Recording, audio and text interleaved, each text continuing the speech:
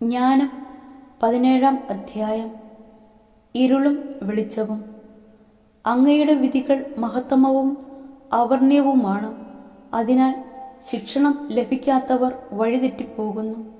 വിശുദ്ധജനം തങ്ങളുടെ പിടിയിൽ അമർന്നെന്ന് കരുതിയ ധിക്കാരികൾ അന്ധകാരത്തിന് അടിമകളും നീണ്ട രാത്രിയുടെ തടവുകാരുമാണ്. നിത്യപരിപാലനയിൽ നിന്ന് പുറന്തള്ളപ്പെട്ട് അവർ അവയുടെ ഉള്ളിൽ അടയ്ക്കപ്പെട്ടു. വിസ്മൃതിയുടെ ഇരുണ്ട മറയ്ക്കുള്ളിൽ തങ്ങളുടെ രഹസ്യപാപങ്ങൾ കണ്ടുപിടിക്കപ്പെടുകയില്ലെന്ന് തെറ്റിദ്ധരിച്ച് അവർ ഭയചകിതരായി ചിതറിപ്പോയി. ദുർഭൂതങ്ങൾ അവരെ ഭയാക്രാന്തരാക്കി. ഉള്ളറകളിലായിരുന്നിട്ടും അവർ ഭയവിമുക്തരായില്ല. അവർക്ക് ചുറ്റും ഭീകര ശബ്ദം മുഴങ്ങി. ഇരുണ്ട ഉഗ്രസത്യങ്ങൾ അവരെ വേട്ടയാടി. അഗ്നിക്ക് പ്രകാശം പകരാൻ സാധിച്ചില്ല. നക്ഷത്രങ്ങളുടെ ദീപ്ത രശ്മികൾ ആ വെറുക്കപ്പെട്ട രാത്രിയെ പ്രകാശിപ്പിച്ചില്ല. സ്വയം ജലിച്ചതും ഭീകരവുമായ ഒരു അഗ്നി എന്നേ മറ്റൊന്നും അവരുടെ മേൽ പ്രകാശിപ്പിച്ചില്ല. തങ്ങൾ കാണുന്ന വസ്തുക്കൾ അദൃശ്യ വസ്തുക്കളെക്കാൾ ഭീകരമാണെന്ന് അവർക്ക് തോന്നി. അവരുടെ മാന്ത്രിക കലയുടെ വ്യാമോഹം തറപറ്റി. അവർ അഭിമാനം കൊണ്ട ആ വിദ്യ പരിഹാസ്യമായി. രോഗബാധിതമായ മനസ്സിന്റെ ഭയവും വിഭ്രാന്തിയും മാറ്റാമെന്നേറ്റവർ തന്നെ പരിഹാസ്യമായ ഭയത്തിന് അടിമപ്പെട്ടു.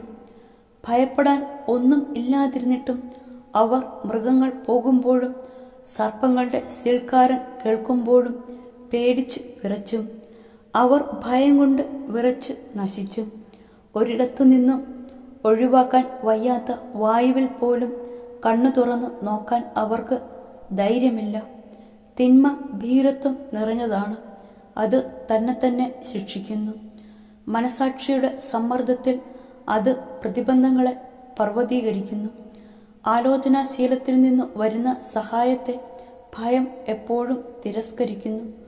സഹായം ലഭിക്കുമെന്നുള്ള ആന്തരികമായ പ്രതീക്ഷ എത്ര ദുർബലമാണോ അത്രത്തോളം പീഡനത്തിൻ്റെ കാരണത്തെക്കുറിച്ചുള്ള അജ്ഞതയെ ഭയം ഇഷ്ടപ്പെടുന്നു.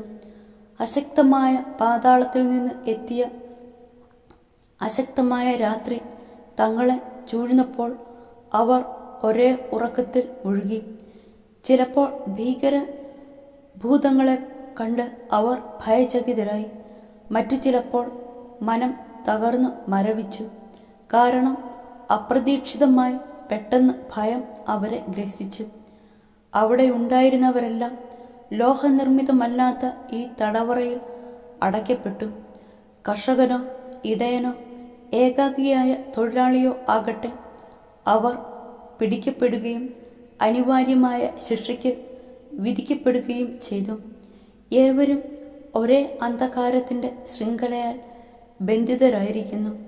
കാറ്റിൻ്റെ സീൽക്കാരമോ പന്തലിച്ച വൃക്ഷത്തിൽ പക്ഷികളുടെ കളകളാരവമോ പാഞ്ഞൊഴുകുന്ന ജലത്തിൻ്റെ താളമോ പാറകൾ പിളർക്കുന്ന പരുഷ ശബ്ദമോ ചാടിയോടുന്ന മൃഗങ്ങളുടെ അദൃശ്യമായ ഓട്ടമോ ഹിംസ്ര മൃഗങ്ങളുടെ ഗർജനമോ പർവ്വത ഗുഹകളിൽ നിന്നുള്ള മാറ്റൊലിയോ എന്തും അവരെ ഭയം കൊണ്ട് സ്തബ്ധരാക്കി.